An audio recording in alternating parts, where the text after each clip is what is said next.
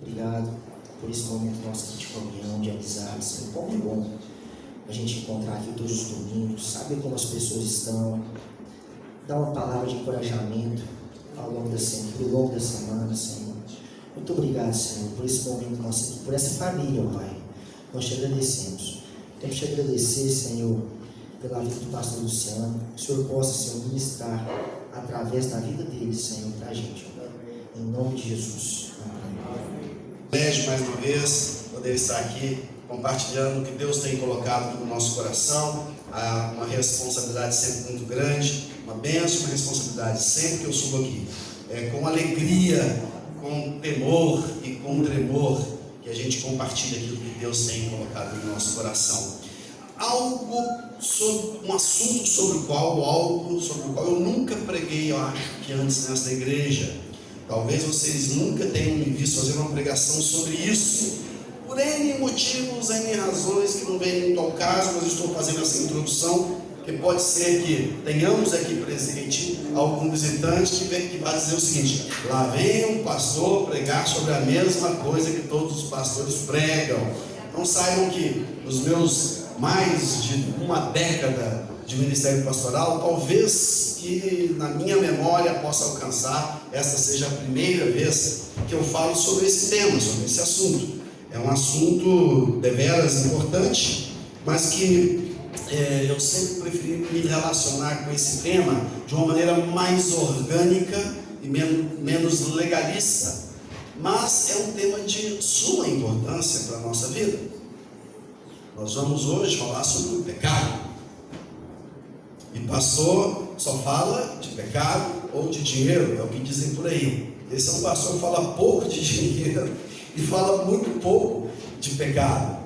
Mas é um tema que está dentro de nós, porque nós todos em pecado fomos concebidos conforme a própria palavra de Deus nos afirma. Nós temos um estilo de vida, um jeito no qual o pecado tenazmente nos assedia, e se ele não nos assediasse, talvez não fosse nem necessária a figura de Jesus Cristo em nossa vida.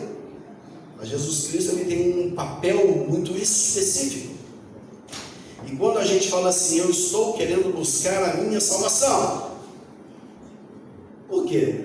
Por que buscar a salvação? Salvação de quê?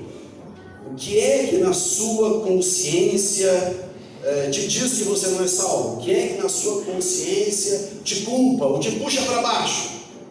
De uma forma ou de outra, dentro de nós, especialmente os cristãos, nós temos a consciência de que nós somos seres humanos falhos. Nós somos pessoas, como se diz nos recursos humanos atualmente, com muitas oportunidades de melhoria. E Jesus sabe das nossas oportunidades de melhoria. E esse é a gente, isso é a gente, esses somos nós. Basicamente, pecaminosos. Por isso eu acho que é um tema que está sempre na pauta, apesar de eu quase nunca ter trazido assim de maneira tão aberta. E eu gostaria de começar definindo os marcos do tema. Definindo o que é pecado, afinal de contas. Se existe uma palavra extremamente elástica dentro do universo religioso, é a palavra pecado. Pensa numa palavra elástica. Debaixo desse circo cabe muito palhaço. O que é pecado? Talvez, se sairmos aqui perguntando, eu sempre digo isso, nós temos aqui essa igreja Sal da Terra, ali do lado tem uma presbiteriana, ali tem uma assembleia, ali tem uma católica. Se sairmos perguntando para os líderes religiosos de todas essas pequenas igrejas que estão aqui nessa redondeza, vamos fazer um raio aqui de 2 quilômetros e perguntar, e pedir a definição do que é pecado. Eu acho que a resposta não vai ser bonita, eu acho que vai ficar pior a situação, porque de fato, o que às vezes é pecado para uma religião, não é pecado para outra religião. O que um determinado líder religioso define como pecado, eu falo assim: não, bobagem, isso não é pecado, e vice-versa. E a gente pensa, então, o que será pecado? Qual seria a definição correta de pecado? Eu poderia fazer aqui, lançar mão de conceitos técnicos da teologia, buscar a teologia clássica, buscar a teologia contemporânea alemã do século XX e trazer um monte de conceitos acadêmicos sobre o tema. Mas eu não quero fazer isso, que vai se tornar por demais enfadonho. Eu queria tentar, de maneira orgânica, trazer ao nosso conhecimento, de uma forma mais óbvia, mais simples, mais objetiva possível. E a gente começa falando de Moisés, como o primeiro Código Civil, um código de comportamento, um código de convivência em comunidade. Uma comunidade que vivia com regras totalmente orgânicas e cada um tirava da sua cabeça o que deveria e o que não deveria ser, o que era ou o que não era certo ou errado. Até que alguém diz o seguinte: nós temos que escrever um código, temos que escrever e colocar um marco, temos que ter um marco, não podemos deixar só para a simples elucubração humana. Então, Moisés, escreve aí. Matar está errado. Escreve aí, matar. Escreve aí que matar está errado. Olha, Deus, mas tem que escrever isso? Matarás? Que bobagem, só começou mal. Isso é tão óbvio, isso todo mundo sabe, não precisa escrever. Eu disse, não, Moisés, não é tão óbvio assim. Não é tão óbvio assim.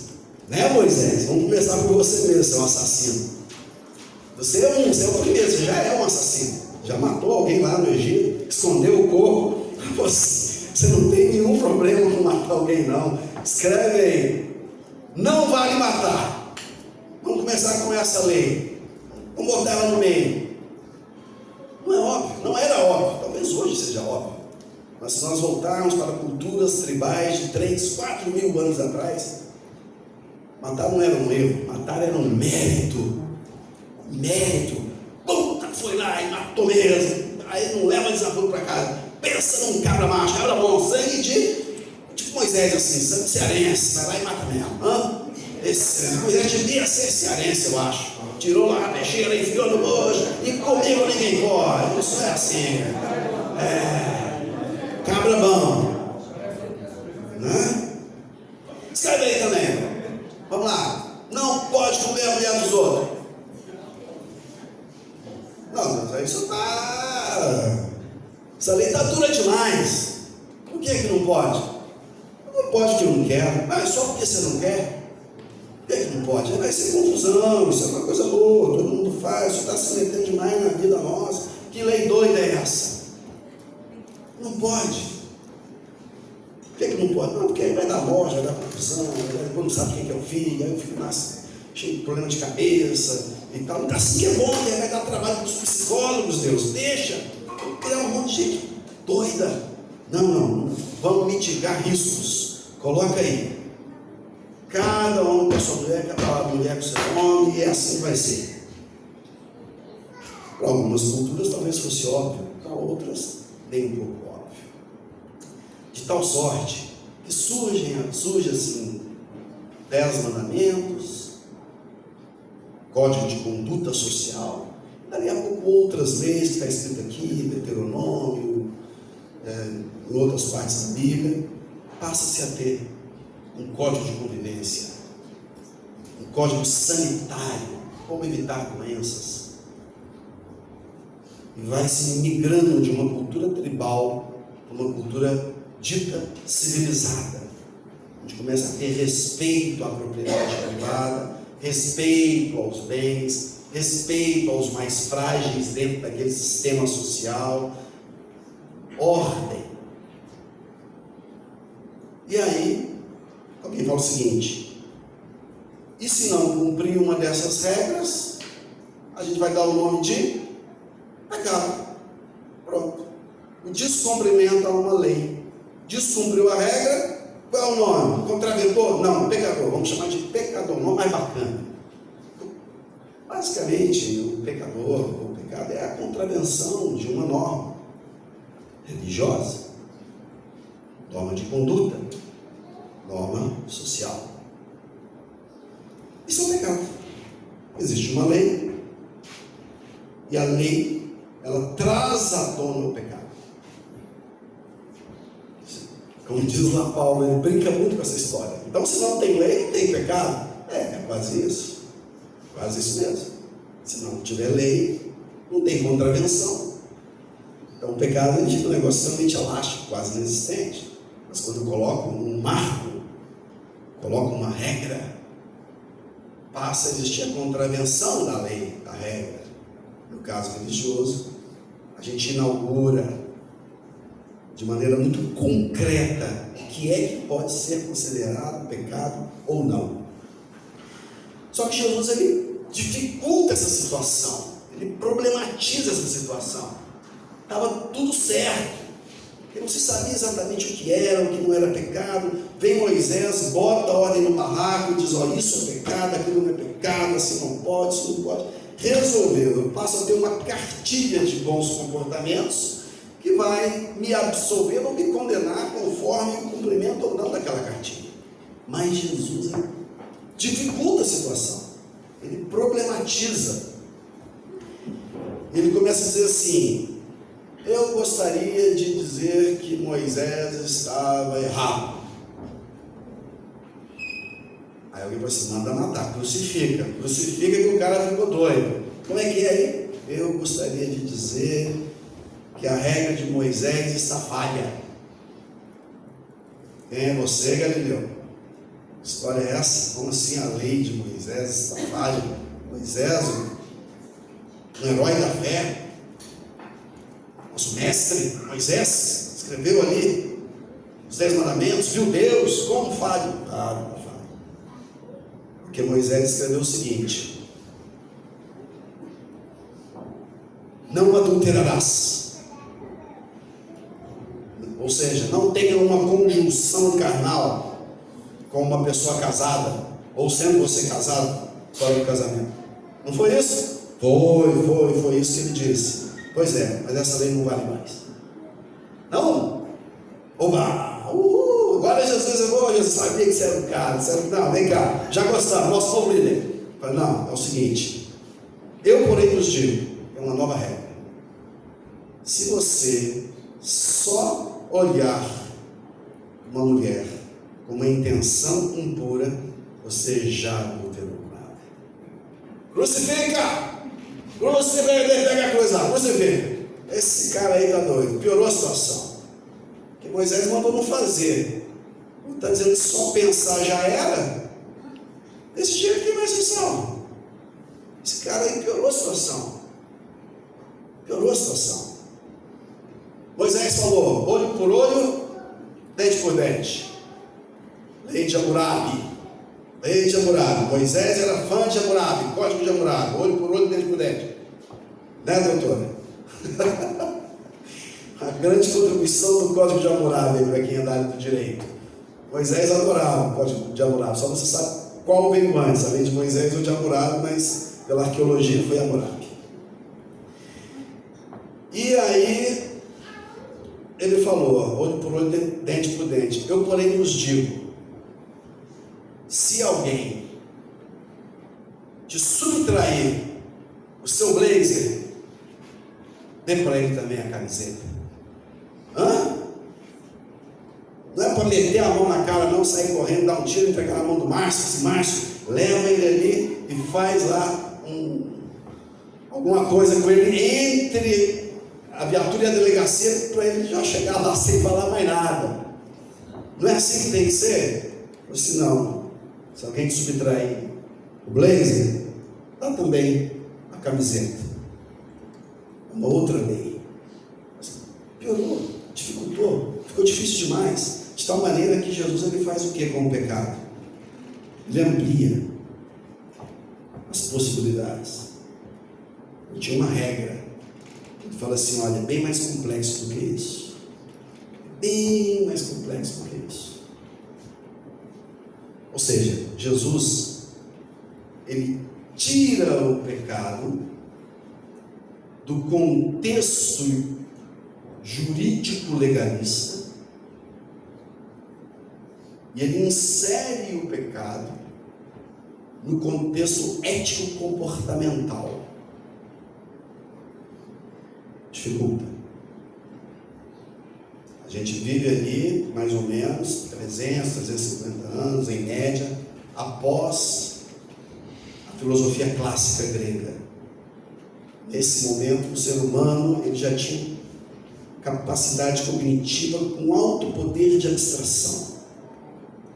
Então, o que Jesus estava falando já fazia sentido para a mente do ser humano naquele momento e para a cultura que já dominava.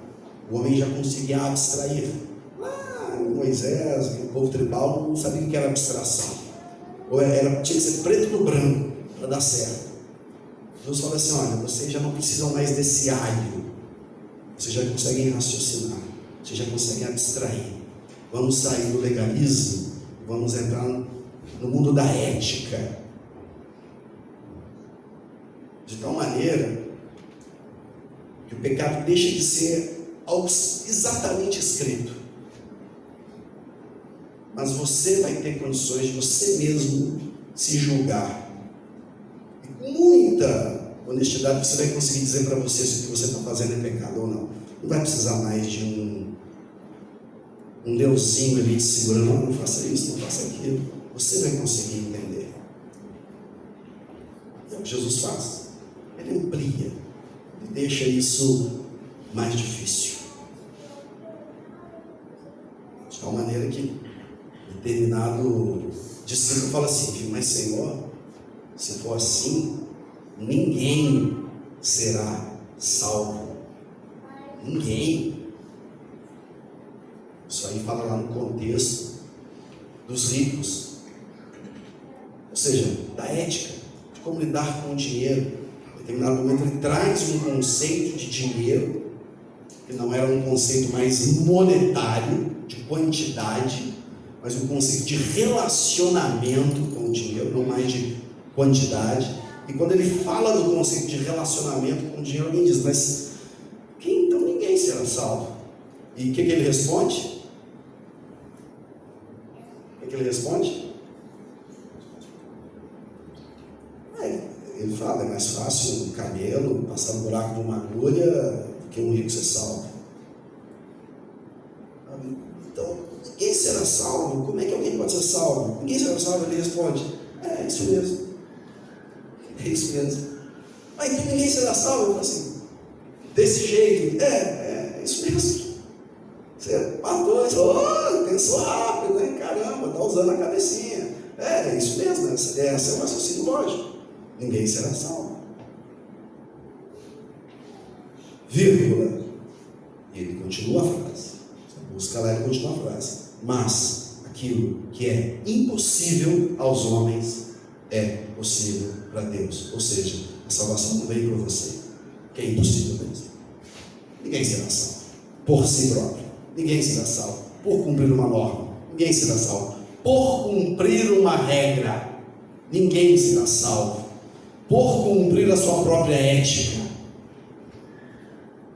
Porque ética também é um conceito cultural e elástico que varia de século a século, continente a continente. E fala: olha, nós temos aí uma outra chave. Nós temos uma chave. Então nós devemos sim seguir os códigos de conduta? Sim, devemos. Devemos, que nós nos tornaremos pessoas menos más. Nós devemos então seguir com um comportamento baseado na ética cristã? Sim, devemos. Devemos, que nós transformaremos a nossa sociedade numa sociedade menos injusta. Mas nada disso nos salva individualmente. Existe uma outra salvação, que não é o comportamento. Existe uma outra chave. Nós somos educados a entendermos o contrário. O Evangelho, justamente, ele nos confronta, nos mostrando que a nossa cultura humana, a nossa matriz racional de meritocracia, ela não vale na relação com Deus. Deus, ele absolutamente, escreva isso, Deus absolutamente não é nem democrático e nem meritocrático. Não estou dizendo com isso, ou levantando bandeira, que a nossa sociedade deveria acabar com a democracia ou com a meritocracia. Mas Deus não está comprometido com a democracia e nem com a meritocracia. E é por isso que muitos ateus são ateus, porque eles têm raiva de Deus, de um ser que não é democrático, que não democratiza a bênção. Por que esse foi abençoado e esse não foi? Que Deus é esse? Porque num raciocínio humano, cheio de democracia e meritocracias, a gente não consegue conceber. Que Deus é esse? Que um nasce num continente rico, outro nasce num continente pobre. Que Deus é esse que permite que um pai abuse de uma filha? Que Deus é esse? E por raiva do homem, o ateu briga com Deus. Quem ele não acredita, isso chama-se paranoia, psicose, qualquer coisa assim. Briga-se com quem não existe, por raiva do homem, ou às vezes por raiva até do religioso. Aí nesse caso é justificável, né? Porque se tem gente que fabrica ateu, é religioso. É bom de fabricar ateu. Mas é mais ou menos isso. Deus, ele abençoa quem ele quer, quando ele quer, do jeito que ele quer, para desespero do mundo. Ele não tem compromisso com a democratização da bênção. E Deus, ele salva quem ele quer, do jeito que ele quer, sem compromisso com méritos. Ninguém aqui será salvo por mérito, porque fez algo por merecer. Porque nem a lei e nem a ética são capazes de te salvar. A salvação é um dom, ou seja, um presente gratuito, não meritocrático. É um presente gratuito dado por Deus. A gente simplesmente aproveita, e se você tiver cara de pau, você vai dizer: eu mereço, eu fiz porque eu mereço. Tem isso lá, né? Ou se você for muito sincero, você vai dizer: eu não mereço, mas ainda assim eu quero, mesmo sem merecer. Não tem mérito. E nessa caminhada, nesse relacionamento com o pecado, nós vamos criando estilos diferentes de discípulos. Eu queria destacar, nossa, como é bom começar a pregar cedo. Pode pregar devagar, sem tanto, morra de inveja, pastor Marcos. Morra de inveja. Ainda tem 40 minutos. Aqui até chegar meio-dia. Mas em meia hora a gente encerra, não se preocupem. Mas nessa caminhada, nós vamos construindo relacionamentos com o pecado, relacionamentos com Deus, relacionamentos com o próximo, e vamos nos tornando tipos muito específicos de discípulos. Eu quero crer e entender que dentro desse salão nós só temos discípulos e discípulas, ou simpatizantes, senão não ia gastar tempo aqui, esse tempão ouvindo uma palestra chata. Você está aqui é porque tem interesse. O primeiro tipo de discípulo que eu quero destacar são os discípulos do cinismo. São 4 tipos. Vou falar primeiro do discípulo do cinismo. discípulo do cinismo? O discípulo do cinismo é aquele que é discípulo, mas ele se relaciona com Deus e com o pecado de maneira cínica. De maneira cínica. Ele não se afeta, ele não se incomoda.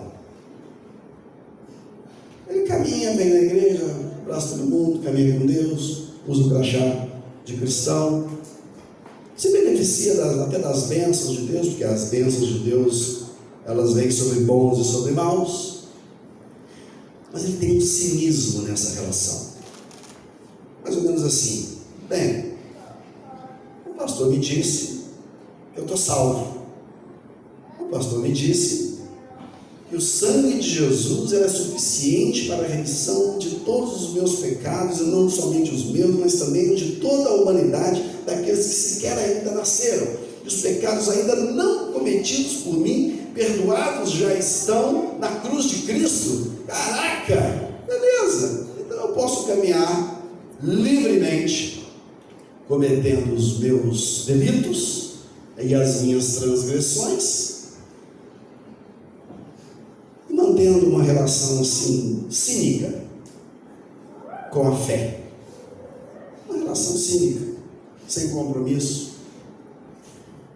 Talvez o discípulo do cinismo, um exemplo de discípulo do cinismo muito real, são líderes religiosos, tipo eu.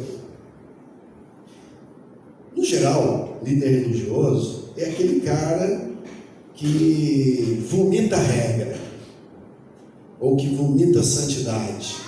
Vomita é melhor do que o outro termo, né, que o senhor fala. Vomita regra, vomita santidade.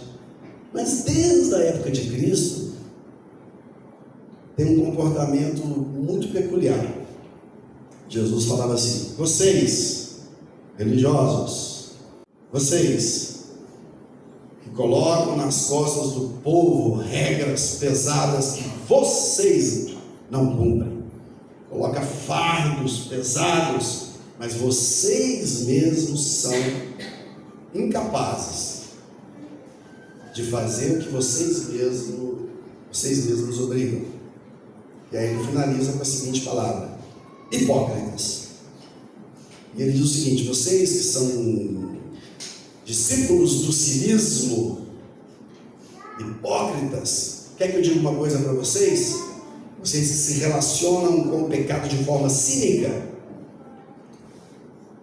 prostitutas, chegarão ao reino dos céus antes de vocês, por causa, não do pecado, que pecadores todos somos, mas por causa do cinismo, por causa da dissimulação, por causa da hipocrisia. Por pecar, todos pecam. Mas o discípulo do cinismo é aquele que não se afeta com a sua condição e segue tranquilamente. Em segundo lugar, nós temos um outro tipo de discípulo, que é o discípulo do remorso. O discípulo do remorso. E eu vou exemplificar o discípulo do remorso com um personagem. Esse personagem se chama Judas, ou Iscariotes. Judas Iscariotes, também conhecido como o traidor de Jesus. O traidor de Jesus. Judas Iscariotes aceita uma proposta: camarada, vamos ficar ricos? Vamos ficar ricos? Eu tenho um negócio bom.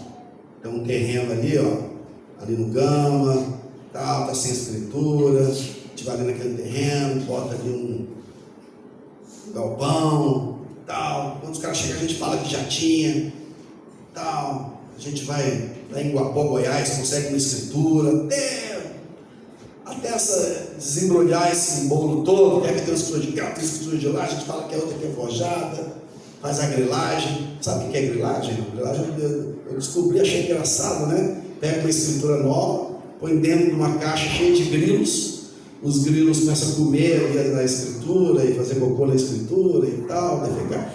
Depois de sei lá quanto tempo, abre, parece que é um papel antigo, bem antigo, é grilagem. Aí, não, tem escritura aqui, ó, já tem 200 anos, tá vendo? Tá toda comida aqui, toda suja, velha, amarelada. É aqui. Vamos fazer? Judas, vamos fazer uma grilagem aí? 30 moedas, 30 moedas. Um negócio meio desonesto, mas você vai ficar rico, hein, cara? Você vai ganhar uma grana. E o que eu tenho que fazer? Você tem que só dar um beijinho. Um beijinho e 30 moedas. Tá fácil, tá fácil. Uau, um beijo de 30 moedas, um beijo de 30 moedas. Não, aí agora ficou fácil.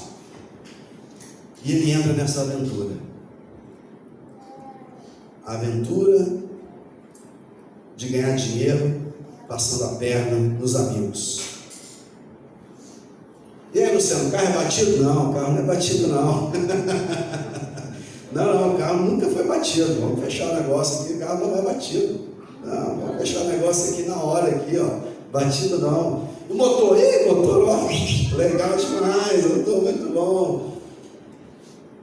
Ganhar dinheiro passando a perna nos amigos, traindo os amigos. Rapaz, eu tenho um negócio bom para você, estou vendendo uma empresa. Estou vendendo uma empresa boa. Não, por que você está vendendo? Não, porque eu gosto de você. Gosto demais de você, rapaz. O negócio é tão bem que eu quero vender minha empresa para você. Vamos comprar essa empresa? Coisa fina. E para você eu faço baratinho, 30 moedas. Como é que a gente tem trabalhado a nossa ética nos negócios? Enfim, Judas falou, 30 moedas, está fácil, 30 moedas. Como diz lá no Rio, se não fizer, é o quê? Otário. É isso aí, lá no Rio, não, se não fizer é porque é um otário. E aí ele foi no conto. Só que acontece o seguinte, percebam, ele era ou não era discípulo de Jesus? Era ou não era? Era. Ele fez ou não fez milagres? Essa é a pergunta. Preste atenção. Judas fez milagres? Judas fez milagres, sim ou não? Fez. Judas fez milagres. Significa que um pastor que hoje é usado por Deus para fazer um milagre, amanhã pode cair em pecado, mas o milagre não significa que o milagre não foi de Deus. O crente gosta disso. O cara é um de Deus, prega bem, uma vida bacana. Um dia cai num erro, aí invalidam a vida do cara todo. Ah, nunca acreditei, não prestava, não sei o quê. Então, teve tempo bom. A gente não pode crucificar a vida inteira. Por que eu afirmo para vocês que Judas fez milagre? Ele não era um dos 12, sim ou não? E Jesus chamou os 12, soprou sobre eles e disse: recebam o Espírito Santo. E os enviou de 2 em 2 para as cidades, onde eles faziam curas, milagres e expulsavam os demônios. E depois eles voltaram maravilhados e diziam: mestre, nós vimos o próprio diabo caindo do céu na terra, maravilhados com o poder que eles tinham recebido de Jesus. E Jesus falou: vocês estão maravilhados só por isso? Pois coisas maiores ainda acontecerão. Então significa que nesse dia Judas foi para o supermercado, não estava no meio? Estava no meio, estava ali, fez milagres, expulsou o demônio. Presta atenção nisso. Era discípulo, mas em determinado momento ele enfraquece.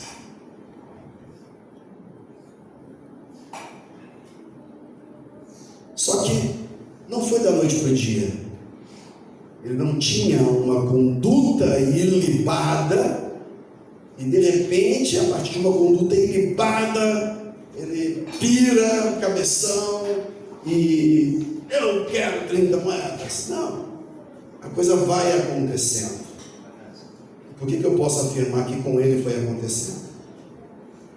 Porque é dito no Evangelho o seguinte: Judas era o tesoureiro. Todos sabem disso, né? Quem já leu sabe.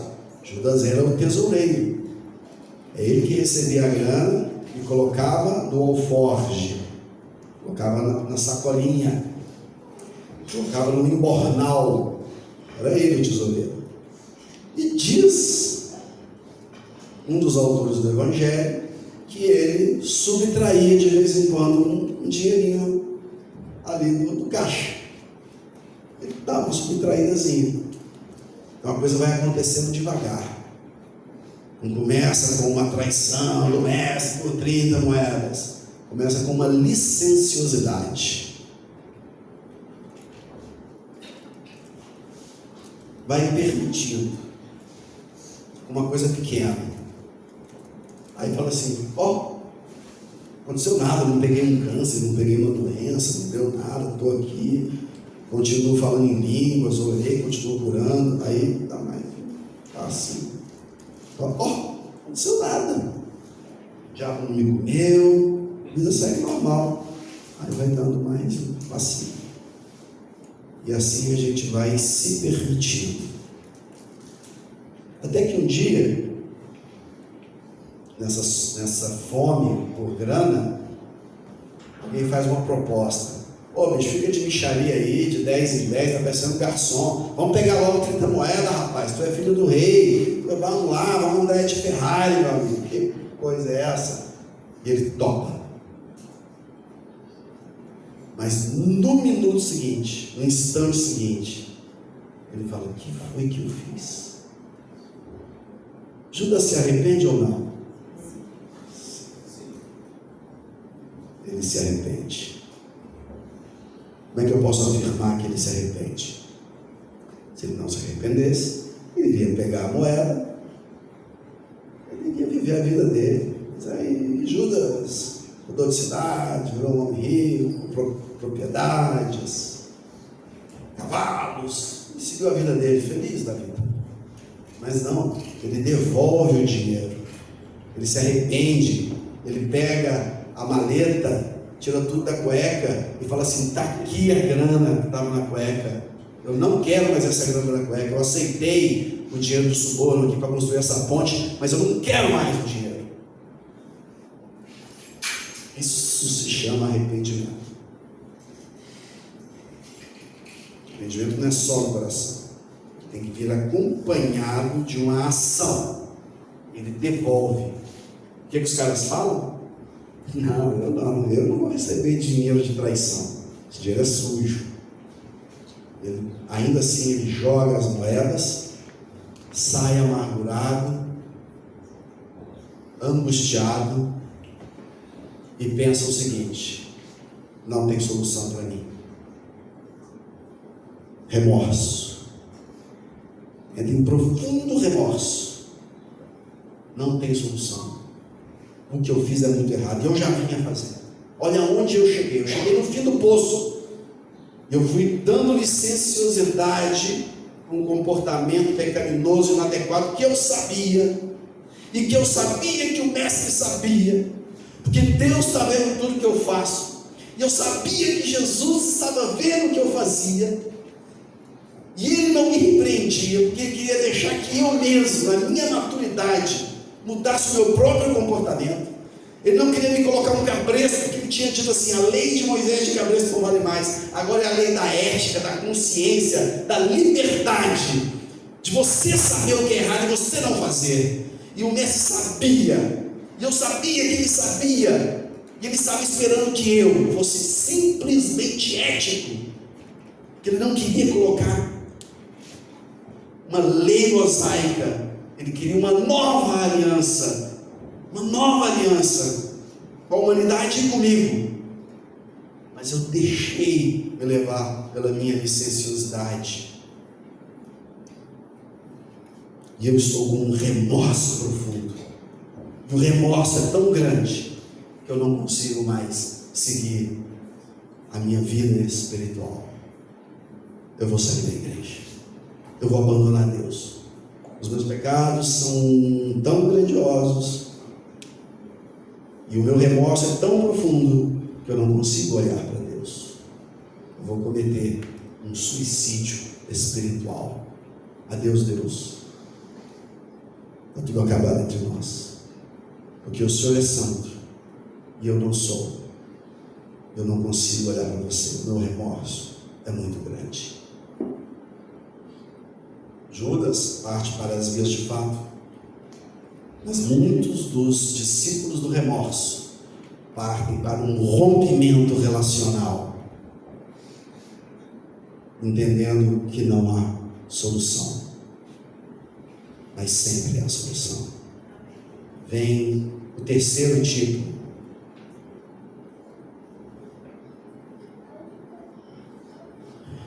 que é um dos mais difíceis, um dos mais complexos, que é um discípulo e diante do pecado ele não tem só remorso, ele desiste, simplesmente desiste.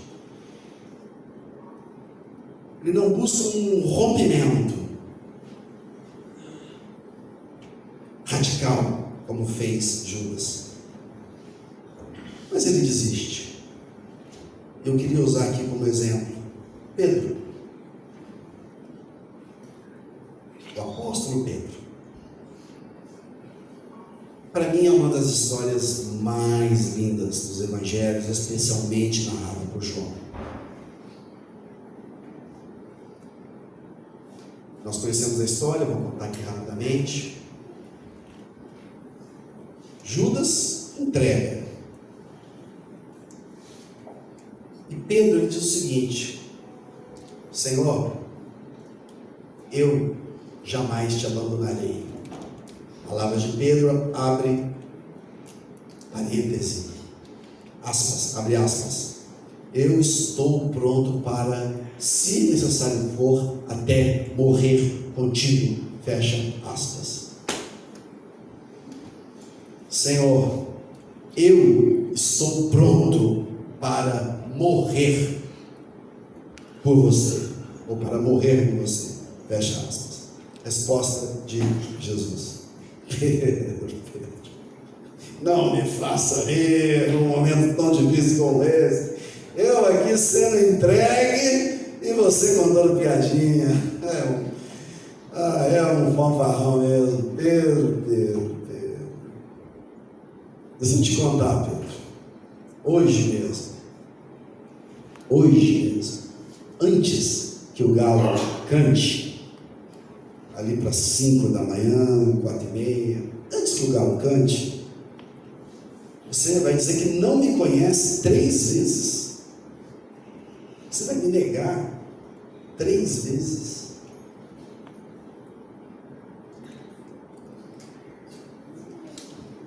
Se o diálogo continuasse, ele diria assim: jamais, que isso, Senhor, você está doido, maluquice e tal, eu estou contigo. E acontece essa cena. E ali nós temos Pedro, discípulo da renúncia. Acontece como Jesus falou. Numa das vezes é muito emblemático. Na terceira e última vez, Pedro está sentado no pátio, cheio de empregados, tem uma fogueira, e diz que ele estava na fogueira se aquecendo, é como o texto diz. Ele estava na fogueira se aquecendo. Isso já devia ser 4h30 da manhã, 4 da manhã, 5 da manhã, frio, ali em Jerusalém. E ele se aquecendo no pátio com alguns empregados, Jesus sendo arrastado ali adiante já para julgamento, preso, e um dos empregados, uma empregada fala assim: você é um deles? Ele fala assim: não sou. Você é, o seu jeito de falar te denuncia. Ele fala: de jeito nenhum, nunca vi este homem. E nesse momento, pela terceira vez que ele fala, o galo canta. E ele se lembra, ele sai dali e chora amargamente. E ele se transforma num discípulo da renúncia, diferentemente de Judas, que foi um discípulo do remorso, e o remorso o matou em seu arrependimento. Ele se torna um discípulo da renúncia. Ele não se mata de remorso, mas ele diz para si mesmo: eu não sirvo mais, eu não sirvo mais, eu não sou digno de dizer que sou seguidor desse Jesus, eu não sirvo mais. Acontece toda a cena, e a gente vai lá para o fim do livro. Eu vou pedir licença para os irmãos para fazer a leitura do texto. Afinal de contas, Márcio, eu tenho tempo, você não tem.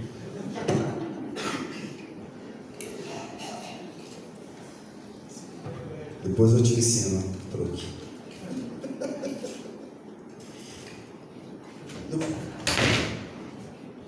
Eu vou pedir para os irmãos não abrirem as Bíblias, prestarem atenção na leitura, prestarem bastante atenção.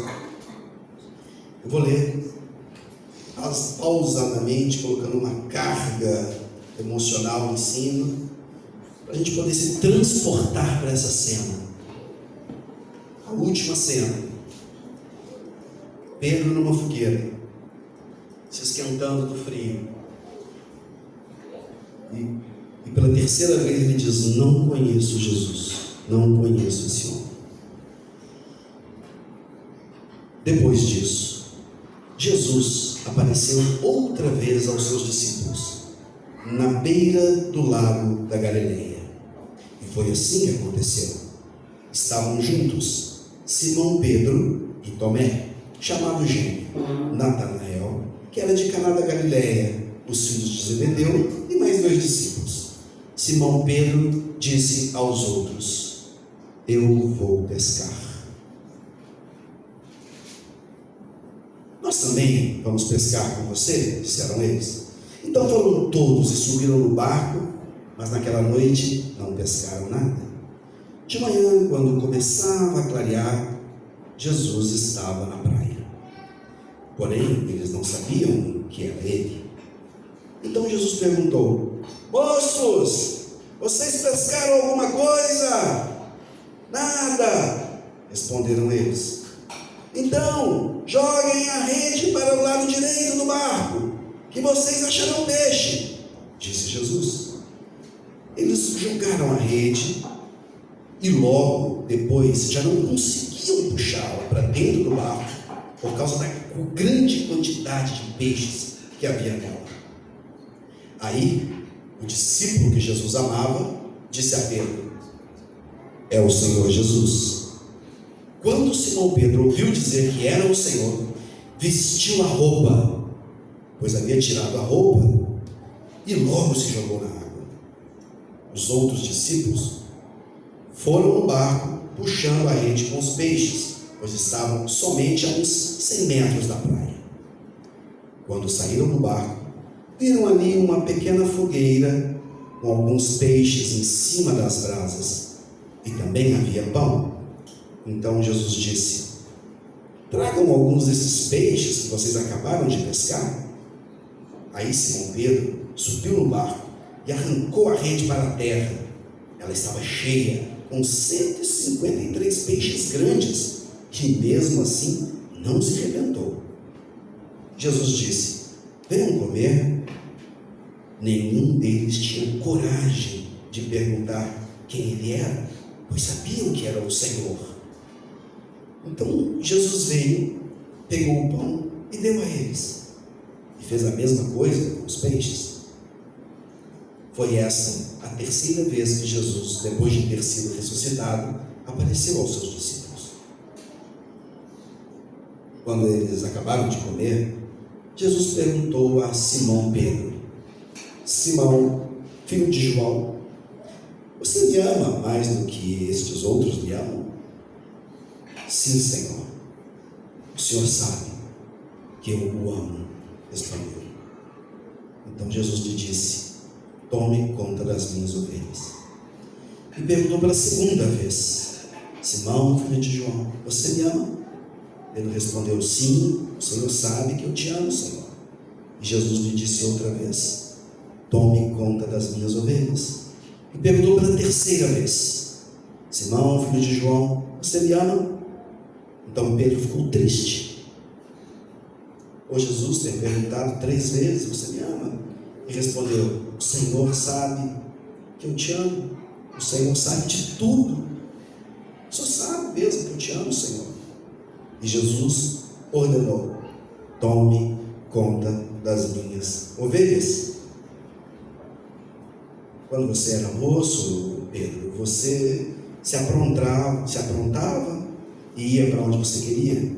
Mas eu afirmo a você que quando você for velho, você estenderá as mãos e as pessoas levarão você para onde você não quer ir. Ao dizer isso, Jesus estava dando a entender de que modo Pedro ia morrer e assim fazer com que Deus fosse louvado. Então Jesus disse a Pedro: Simão, filho de João, venha comigo, vamos caminhar pela praia. Então Pedro virou para trás e viu que João vinha atrás deles. Eu vou encerrar aqui a leitura. Eu acho essa cena maravilhosa, eu já preguei sobre isso antes. A palavra fogueira, ela aparece no texto de João 2 únicas vezes. A vez que Pedro está ali para negar Jesus pela terceira vez, e a vez que Jesus recompõe toda a cena. Ele recompõe toda a cena. Ele faz tudo do jeitinho. Numa madrugada fria, e ainda mais fria, porque Pedro estava pescando, saindo da água, passando a madrugada gelada, ele sai, Jesus faz uma fogueirinha. Na fogueirinha, no calor da brasa, ele busca esse discípulo que tinha renunciado ao seu papel de ser discípulo, por se considerar pecador demais. Ele renuncia, ele deixa de ser pescador de homens e volta a ser pescador de peixes, volta para o seu antigo ofício. Como líder que era, não só ele volta, mas ele leva os demais. Volta para Galiléia, à beira do mar, olha e fala: eu renuncio ao meu discipulado, eu renuncio ao meu mandato, eu vou pescar, eu vou voltar para a minha antiga vida. E os demais falam o quê? Nós vamos também. Tu és Pedro, você é o nosso mestre, você é o nosso líder. Agora que Jesus morreu, você é o cara, tipo, meio que número 2, assim, você agora é o macho alfa. Se você vai pescar, nós vamos também. A importância do comportamento de um líder. Ele vai pescar. E Jesus, no calor da fogueira, faz 3 vezes a pergunta para ele, dando a ele 3 vezes a oportunidade.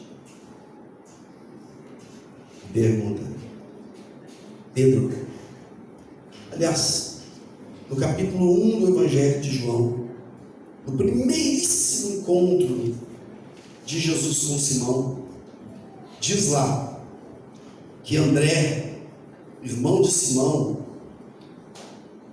encontra Jesus, corre para casa e fala com o irmão dele: Simão, eu encontrei quem nós estávamos esperando, eu encontrei o Messias, o Cristo de Deus, venha ver.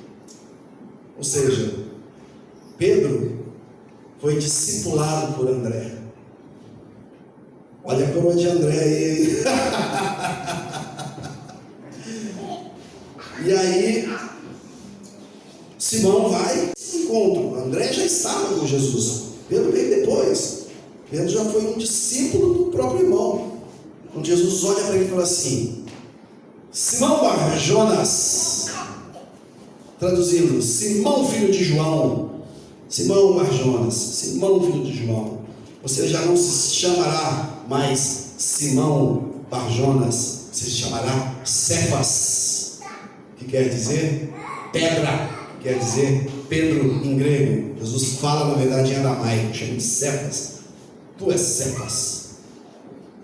Você se chamava Pedro. Naquele momento, no primeiro encontro, a primeira palavra de Jesus para ele é: tu és pedra. E a partir daí, no evangelho inteiro, ele é referido como Simão Pedro. Simão Pedro, Simão Pedro, Simão Pedro, Simão Pedro. Nesse encontro, está escrito aqui, Jesus fala: Simão, filho de João. Ele não fala Simão Pedro. Ele tira o título. Ele tinha dado um título. Tu és Simão Pedro. Tu és a pedra. Tu és a pedra. Nesse encontro, diante da fogueirinha, ele volta atrás e tira o título. Simão Bar-Jonas, discípulo da renúncia, discípulo que renunciou ao título de Pedro. Simão, filho de João, tu me amas? E a palavra que ele usa é ágape. Tu me ágape? E Pedro responde: Senhor, tu sabe que eu te filéu. Assim está escrito no grego. Tu me ágape, amor ágape. Ele responde: tu sabes que eu te filéu. Em português é amo e amo. Amor ágape é um amor nobre, um amor capaz de entregar a vida por, um amor sacrificial, o amor ágape. E ele responde: tu sabes que eu te filéu. Tu sabes que eu sou seu amigão. Tu sabes que eu sou, ó, nós aí, ó, amigão. Ele pergunta de novo: tu me ágape? Ele responde: Senhor, tu sabes que eu te filéu. E Jesus fala a terceira vez: tu me ágape? Simão, filho de João, você me ama com um amor sacrificial? Você seria capaz de entregar a sua vida por mim? E o discípulo da renúncia diz: Senhor, o Senhor sabe de todas as coisas. O Senhor sabe que eu já não fui capaz de te agapar. Eu já não fui capaz de entregar a minha vida por você. Não me pergunte de novo. Eu não vou conseguir responder. Eu sei quem eu sou, o Senhor sabe quem eu sou. E ainda assim Jesus fala: apacenta as minhas ovelhas, para de pescar, não renuncie. Você pode ser um pecador, uma pecadora, mas não renuncie ao seu título de filho de Deus. Não renuncie, olhe para quem você é. O seu título de filho de Deus é maior que o pecado que habita em você. Olhe para quem você é. Apacenta as minhas ovelhas, eu te ordeno. Eu não te rejeito, você está se rejeitando, você está rejeitando o título.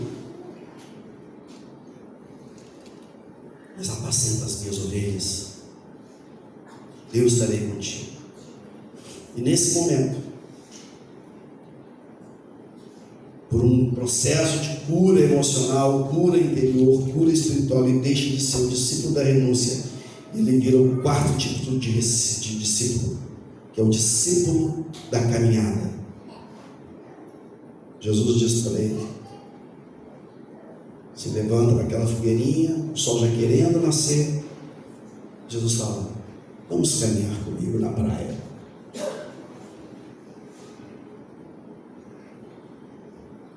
E ele não diz: não, eu não sou digno de caminhar com você, não, eu não quero, não posso, não, os meus pecados me impedem. Mas mesmo sabendo da sua condição de pecador, então, ele resolve ser um discípulo da caminhada. Aquele discípulo que tem a real noção das suas fraquezas, dos seus pecados, das suas incapacidades, mas ainda assim se dispõe a apacentar as ovelhas, mas ainda assim se dispõe a caminhar com Cristo na praia, se dispõe a participar dessa caminhada, que não é para homens ou mulheres perfeitos, é para homens e mulheres que querem caminhar com Jesus em rumo a essa perfeição, que não acontecerá nesse planeta, mas ela só se concretizará naquele dia que nós virmos o Senhor na glória, porque aqui é só uma caminhada. Venha, caminhe comigo, vamos caminhar juntos, vamos curtir essa vida, vamos curtir essa praia, vamos curtir essa caminhada. Eu quero comunhão com você, porque eu sei quem você é, eu sei que você é incapaz. Eu já sabia lá atrás que você ia me negar, e nem por isso eu neguei você. Quando eu te conheci e te dei o título Pedro, te chamei de Pedro, eu já sabia de tudo. Essa agenda já estava escrita. Eu já sabia onde você ia cair, eu já sabia onde você ia errar, mas eu não desisti de você, eu não desisto de você. O discípulo da caminhada é aquele que não desiste de si mesmo, porque Deus não desiste de você. Vamos ficar de pé.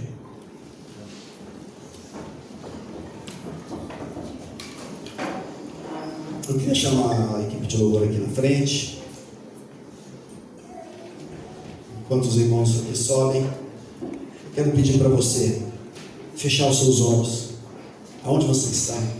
Do jeito que você está. Esquece quem está do seu lado. Esquece quem está atrás ou na frente de você. Esquece quem está ausente. Esqueça quem está presente. Feche os seus olhos e pensa no Senhor. E pensa na sua caminhada enquanto discípulo. Quem você é?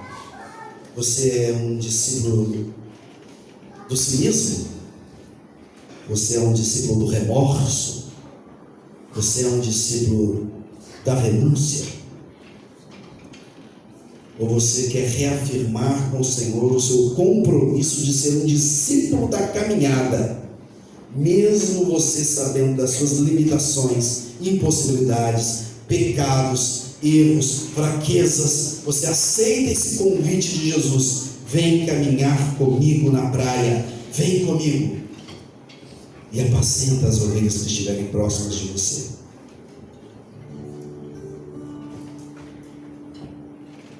Oh Deus, nos ajuda, Senhor. Somos fracos e pecadores, temos uma moral que é débil,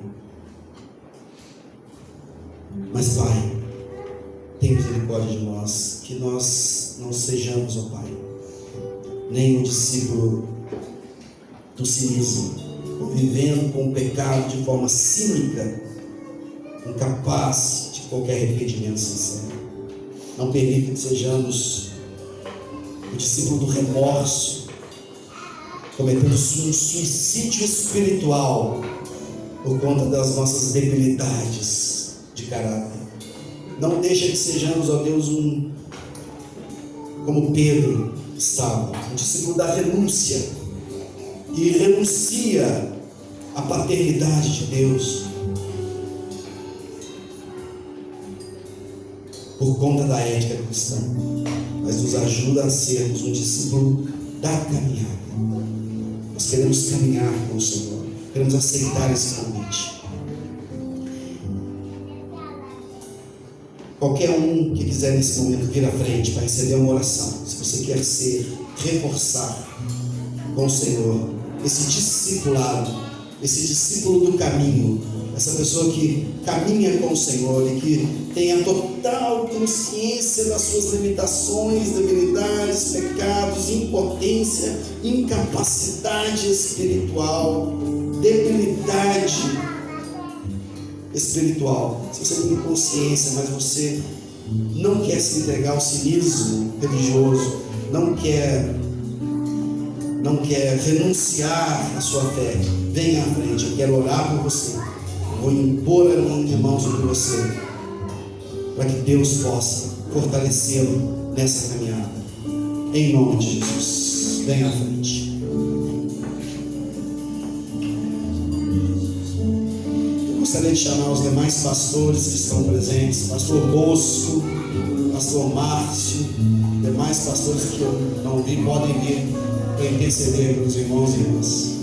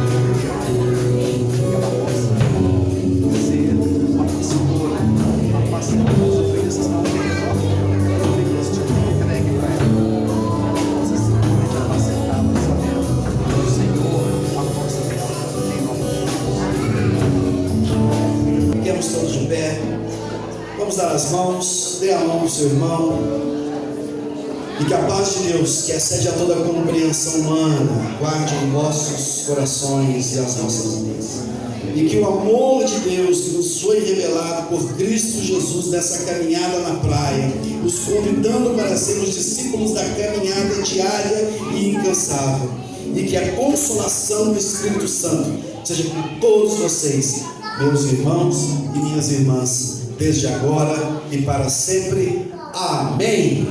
Dá um abraço bem forte ao seu irmão e diga: seja um discípulo da caminhada.